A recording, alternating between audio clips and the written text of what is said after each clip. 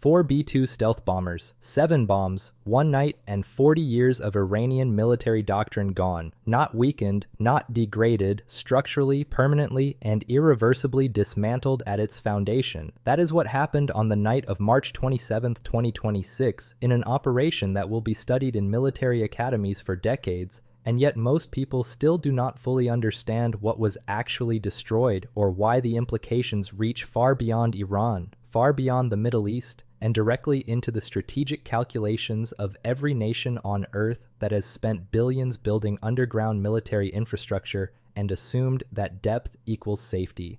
That assumption is now dead. Welcome to States News.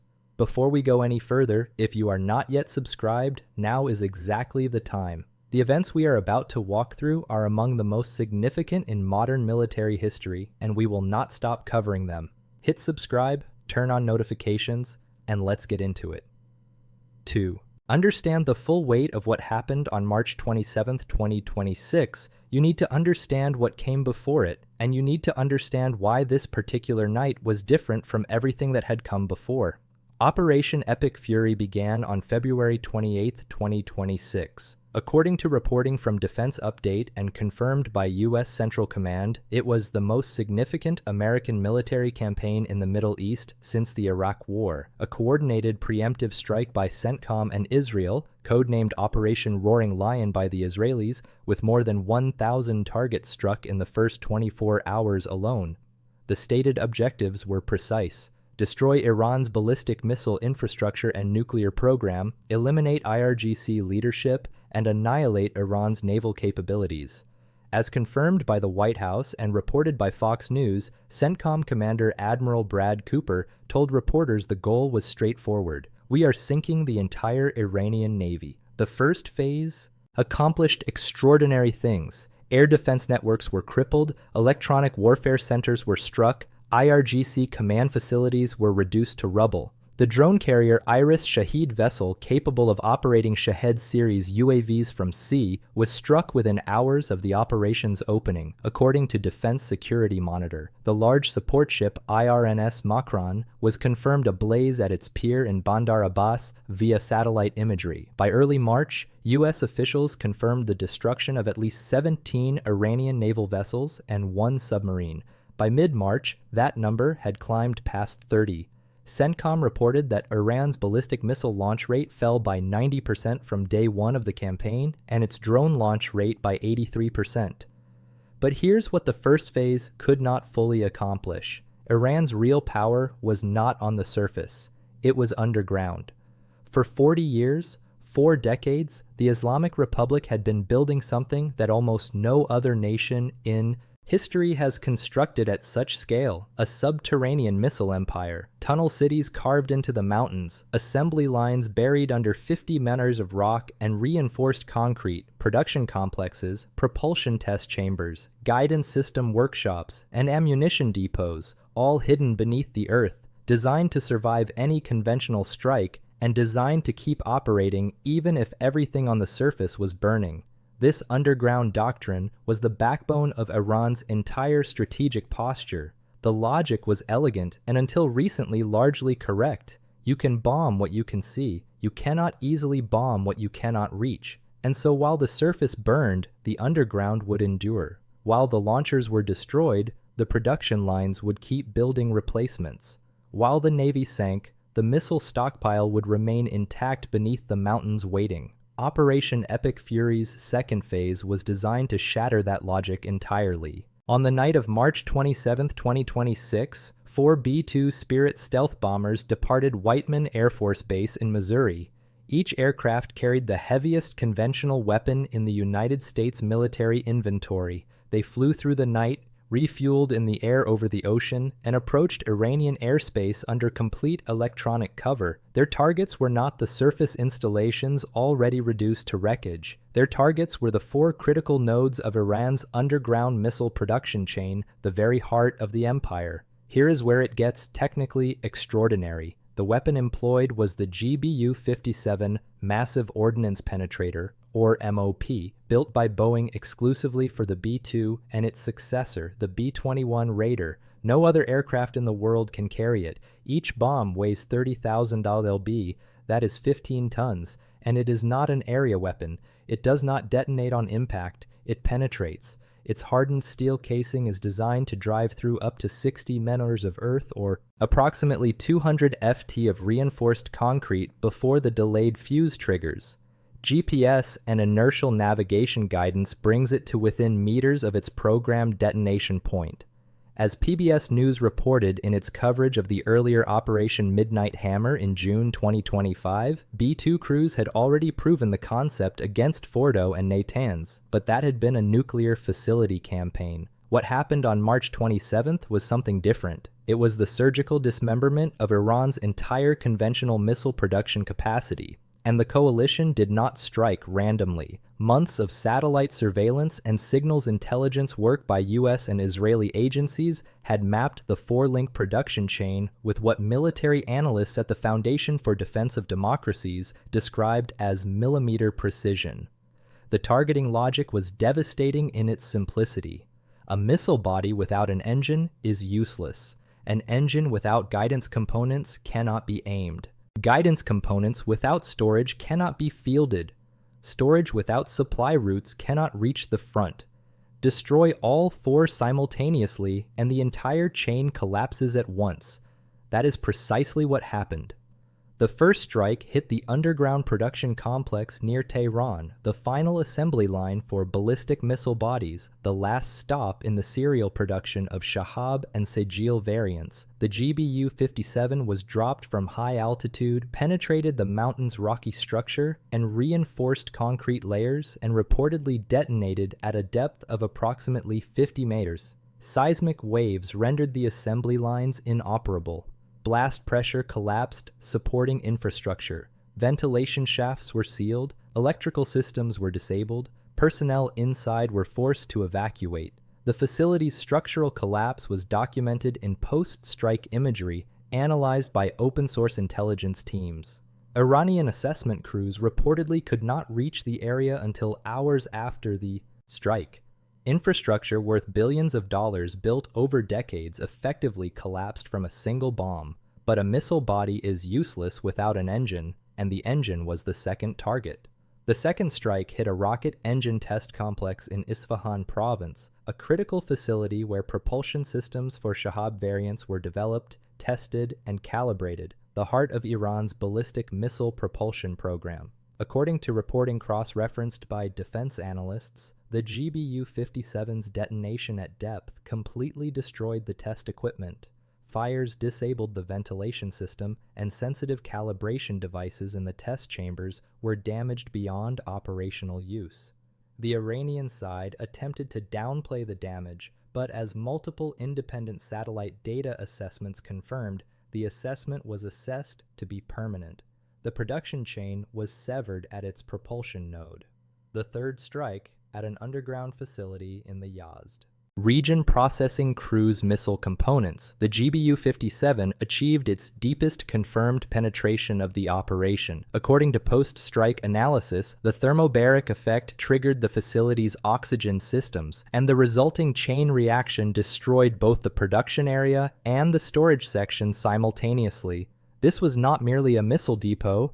This was the production source for munitions supplied to Hezbollah and the Houthis, Iran's asymmetric force projection capability, the weapons that had fueled proxy wars across Lebanon, Yemen, Syria, and Iraq for years. The Iranian Atomic Energy Organization claimed limited impact. Independent satellite data did not support that claim. The fourth, and perhaps the most strategically urgent target, was different from the others. It was not deep underground. It was on the coast.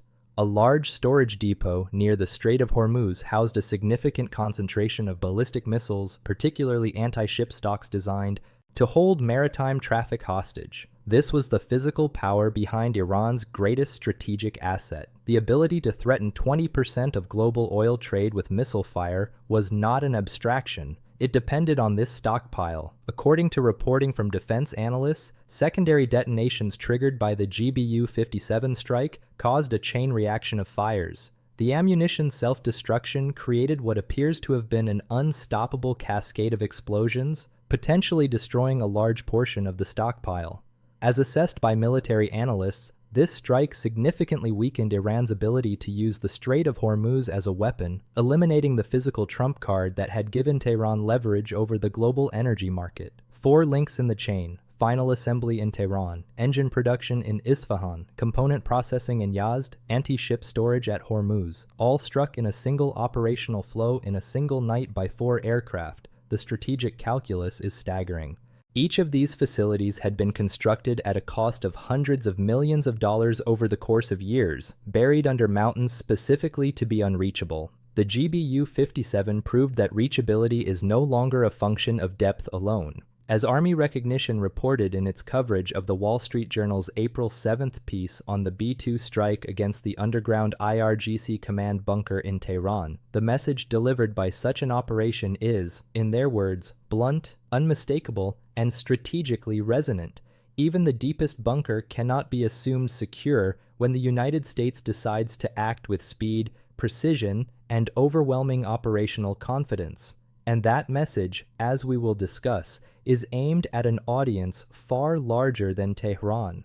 Before we go further into the full strategic implications of what this operation has permanently changed, make sure you are subscribed to States News and have your notifications turned on. We track these developments from the operational level all the way to the global geopolitical picture, and the picture right now is moving faster than any news cycle can capture. Subscribe now and let's continue, because there is more to this story, and here is where it becomes truly remarkable. Striking production facilities was not enough. The coalition also systematically crippled Iran's ability to repair what had been destroyed. The Dezful missile base in Khuzestan province is the most striking example of this strategy. This massive missile facility in the province had already collapsed in previous attacks, but Iranian crews were attempting to clear debris, reopen roads, and begin reconstruction. And that is when precision drone strikes targeted the bulldozers. The excavation equipment, the debris removal vehicles, the transportation routes. CENTCOM's message was explicit and unmistakable. No repairs. The doctrine that underpinned Iran's entire underground strategy was built on a second assumption beyond mere depth. It was built on the assumption that even if you are hit, you can recover, you rebuild, you reconstitute, you continue. Operation Epic Fury demolished that assumption with the same thoroughness it demolished the facilities themselves. Repair personnel became targets. Reconstruction equipment became targets. The logistics chain that made recovery possible was systematically severed. Striking a base causes damage. Targeting the teams sent to repair it destroys the hope of recovery. And in military terms, the destruction of hope may be as powerful as the destruction of hardware. Heavy naval losses compounded this strategic strangulation. As the Pentagon's own accounting confirmed, Operation Epic Fury destroyed approximately 92% of Iran's largest naval vessels and about 44 mine layers, what Pentagon spokesman Sean Parnell described in congressional testimony as the largest elimination of naval capacity over a 3-week period since World War II. The USS Tripoli amphibious assault ship and 3,500 Marines arrived in the area, positioned and ready for coastal operations. Iran's defense planners were suddenly managing simultaneous crises across every domain: underground, at sea, in the air, and in the command structure, all at once. The air support architecture behind all of this deserves its own moment of analysis because it represents something extraordinary in modern power projection. As the 2026 Iran War Wikipedia documentation confirms, 11 B-1B and 3 B-52 bombers were deployed to RAF Fairford in the UK following Secretary of Defense Pete Hegseth's statement that it was the most intense day of strikes inside Iran. Rather than relying on forward bases that could be politically constrained or militarily exposed, the United States was generating strike packages from the heart of its homeland and sustaining them through aerial refueling bridges established over the ocean. The B-2s flew from Missouri, struck targets in Iran, and returned. No local basing required. No political leverage for adversaries to exploit. This forward deployment strategy, this refusal to give the enemy a moment's respite, is the principle of relentless pressure made physically manifest. It is a power projection capability possessed by very few countries in the world, and it served as a deterrent that extended far beyond the destruction it created on the ground. Now, let us talk about the nuclear dimension of this, because it adds another layer of strategic depth to what was achieved that night and in the weeks that followed. The coalition did not seek to cause an environmental catastrophe. That is a critical distinction. It sought to sever the nuclear fuel cycle at 3 distinct points without triggering a radiation emergency. The support infrastructure of the heavy water reactor area in Iraq, a critical node for potential plutonium production, was targeted. Yellowcake production lines in Yazd, the earliest stage of the nuclear fuel cycle, were struck, halting raw material processing. Fuel rod storage areas around the Bushehr plant were targeted. Russia's state nuclear agency, Rosatom, issued a security alert and evacuated its personnel, but the reactor cores were protected and no radiation leaks were reported. Coordination was established with the International Atomic Energy Agency, bringing nuclear safety to the international stage. 3 points of severance in the nuclear cycle: raw material, plutonium pathway, fuel rods, but no environmental disaster. The message from Washington was precise and deliberate. We can contain your nuclear capabilities, and we will do it surgically without giving you the propaganda of a humanitarian crisis to exploit. The final White House accounting of Operation Epic Fury, as published on the White House official releases page, summarized the outcome in terms that would have seemed impossible to contemplate just months earlier. More than 85% of Iran's defense industrial base, including the majority of its ballistic missiles, launcher vehicles, and long-range attack drones, had been destroyed. Iran's Air Force, which was flying between 30 and 100 sorties per day before the operation, was flying zero. 150 warships across 16 classes had been destroyed. Every submarine had been sunk. 97% of Iran's naval mine inventory had been eliminated. As chairman of the Joint Chiefs, General Dan Kane stated at the White House briefing confirming the ceasefire on April 7, 2026, over the course of 38 days of major combat operation, the joint force achieved the military objectives as defined by the president. Iran agreed to a ceasefire and the reopening of the Strait of Hormuz, but the strategic impact of this operation is not contained within Iran's borders. That is the dimension that military planners in Beijing, Moscow, and Pyongyang are now processing with urgent concern. For 40 years, Iran built tunnel cities beneath its mountains. The logic was simple. Even if the surface is struck, the assets beneath the mountain survive, and this logic was partially correct. Even the GBU-57 cannot reach the deepest tunnels, but the coalition did not try to reach the deepest tunnels. It targeted the production facilities, the assembly lines, the storage nodes, the actual source of military capability, rather than its deepest refuge. And 4 aircraft with 7 bombs appear to have rendered that source largely ineffective in a single night. China maintains the Yulin submarine base in Hainan with tunnels carved deep into the mountain to protect nuclear-armed submarines. Russia maintains the Yamantau strategic bunker complex in the Urals, built to survive nuclear conflict. North Korea has spent decades constructing one of the most extensive tunnel networks in the world, hiding artillery, missiles, and command infrastructure beneath the Korean Peninsula's mountain ranges. Every one of these programs was built on the same foundational logic that Iran's underground empire was built on, that depth equals protection, and protection enables strategic leverage.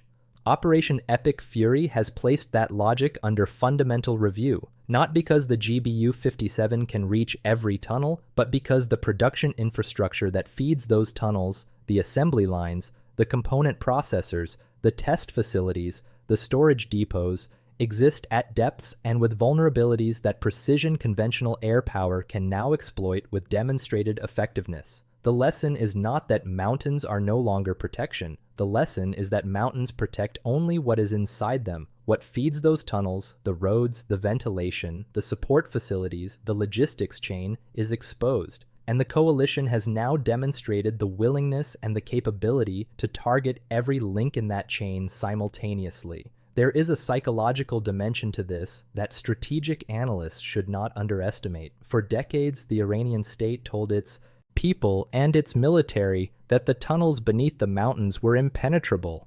These underground cities were presented as physical proof of the regime's myth of invincibility.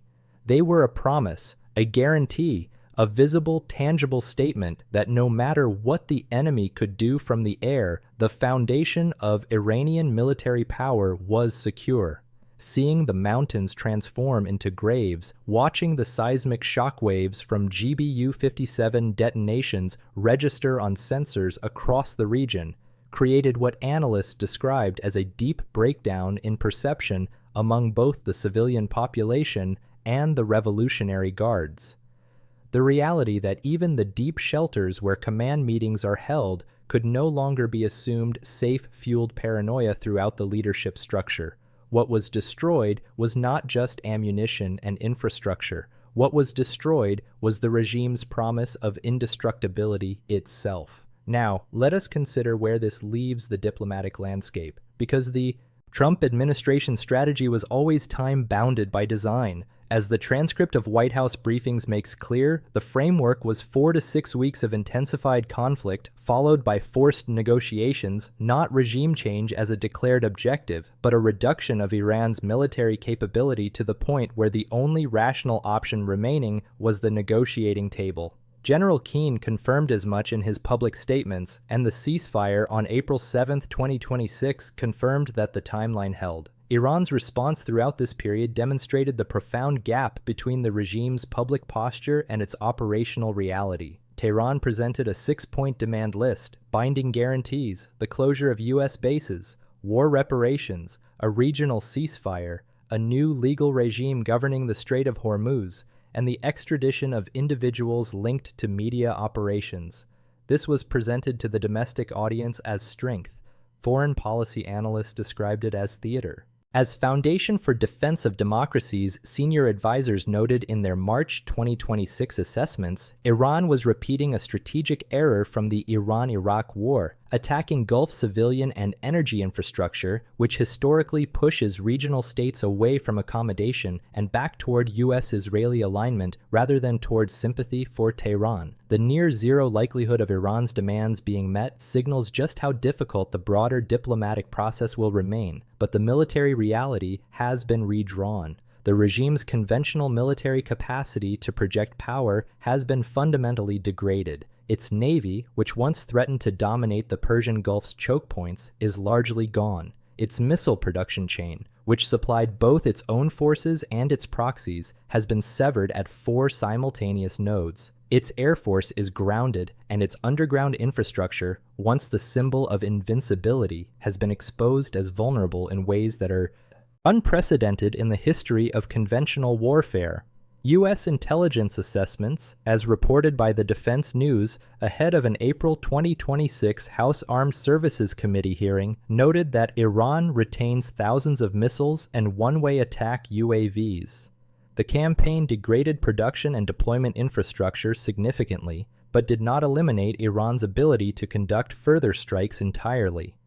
Defense Secretary Pete Hegseth, speaking on April 8, 2026, described the campaign as a historic and overwhelming victory that had rendered Iran's military combat ineffective for years to come. Whether that assessment holds over the longer term will depend heavily on whether the ceasefire leads to a durable diplomatic settlement or merely a pause before reconstitution begins. That is the question that will define the next phase, and the answer will not come from the mountains of Iran alone. It will come from the negotiating rooms where Washington, Tehran, and the region's major players attempt to construct a new framework that accounts for a fundamentally altered military balance.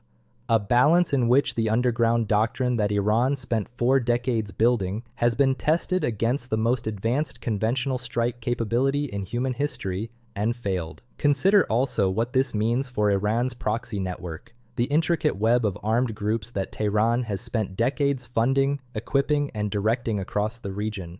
Hezbollah in Lebanon, the Houthis in Yemen, Shiite militias in Iraq, the entire proxy architecture dependent on a continuous supply of Iranian-manufactured weapons, the cruise missiles, the ballistic missiles, the Shahed series drones. As the White House confirmed in its official Operation Epic Fury readout, Iran can no longer manufacture these weapons at scale. The production chain is gone. The regime cannot arm its proxies at the rate it once could. As the FDD's senior advisors noted in their March 2026 operational assessment, targeting Iran's production capacity means that missile batteries on the ground run out of ammunition and ships at sea wait without munitions. The proxy network does not disappear overnight, but it has been cut off from its supply line, and a proxy army that cannot be resupplied is an army whose strategic value degrades with each passing month. This has profound implications for Israel specifically. For decades, the threat calculus that kept Israel on permanent alert involved not just Iran's own ballistic missiles, but the combined rocket and missile arsenals of Hezbollah and Hamas, totaling at peak an estimated 150,000 projectiles capable of reaching Israeli territory. The destruction of Iran's production and delivery infrastructure does not eliminate those stockpiles overnight, but it dramatically slows their replenishment. It cuts the artery that fed the proxy war ecosystem, and it removes the mechanism by which Iran could reload its forward-deployed deterrent after any exchange with Israel. There is also the economic dimension of what was achieved, and it may ultimately prove as consequential as the military one.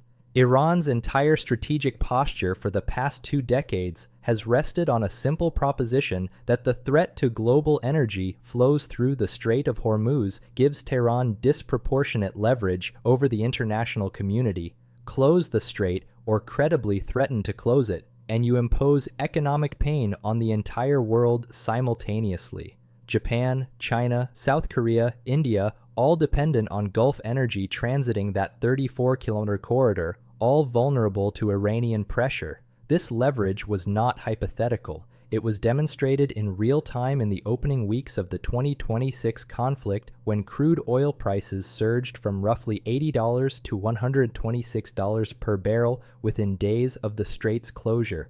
But that leverage rested on the anti-ship missile depot near the strait, the fast attack boat fleet, the mine-laying capacity that allowed Iran to seed the waters with invisible kill zones. Operation Epic Fury destroyed 97% of Iran's naval mine inventory, according to the White House's official accounting. It sank 150 warships across 16 classes. It eliminated the coastal missile depot that could hold tanker traffic hostage with precision anti-ship fire. The physical infrastructure that gave Tehran its energy leverage has been systematically removed, and without that physical infrastructure, Iran's ability to use the Strait as a strategic weapon in future confrontations has been fundamentally diminished. What does this mean for the countries watching from outside the region? For every state that has invested in underground military infrastructure as a guarantor of sovereign security, the demonstration effect of Operation Epic Fury is not that depth is meaningless. It is that depth alone is insufficient. The support systems that enable underground military power, the production chains, the logistics routes, the component supply networks, the repair infrastructure are exposed, and they are now proven targets.